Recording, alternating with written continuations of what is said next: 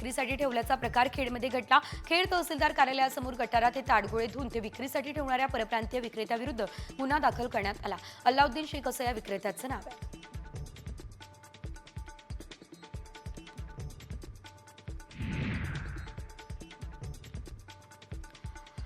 रायगडमध्ये शाळकरी मुली सुरक्षित नाहीत का असा सवाल सध्या उपस्थित केला जातोय। कारण 2 दिवसांपूर्वी महाड, तळा आणि कर्जतमध्ये अल्पवयीन मुलींचा विनयभंग करण्यात आला। तळा तालुक्यामध्ये 10 वर्षीय मुलीचा विनयभंग झाला, तर त्या दरम्यानच कर्जतमध्ये शाळेच्या बसमध्ये चालकानं मुलीसोबत अश्लील चाळे केले। महाडमध्ये शिकवणीवरून घरी जाणाऱ्या 2 मुलींचा विनयभंग करण्यात आला।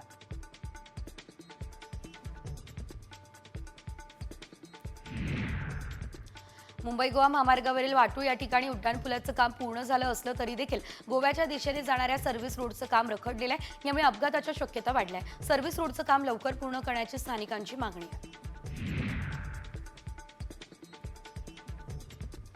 रायगडमधील दूध उत्पादनामध्ये मोठी घट झालेली आहे। 3 लाख लिटर दुधाची मागणी असताना जिल्ह्यात केवळ 1000 दूध उत्पादन होत आहे। मनुष्यबळाचा अभाव, पाण्याच्या आणि हिरव्या चाऱ्याच्या कमतरतेमुळे दिवसेंदिवस हे प्रमाण कमी होत आहे। त्यामुळे ग्राहकांना जिल्ह्याबाहेरून येणाऱ्या दुधावरती अवलंबून राहावं लागतंय।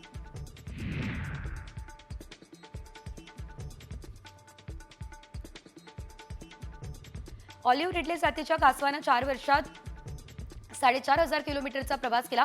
ओडिशाच्या गहिरमाथा किनाऱ्यावरती 18 मार्च 2021 ला फ्लिपर टॅग लावून त्याला सोडलेलं। श्रीलंकेच्या जाफना समुद्रातून पुढे त्रिवेंद्रम मार्गे रत्नागिरीमधल्या गुहागर किनाऱ्यावरती कासव दाखल झालाय।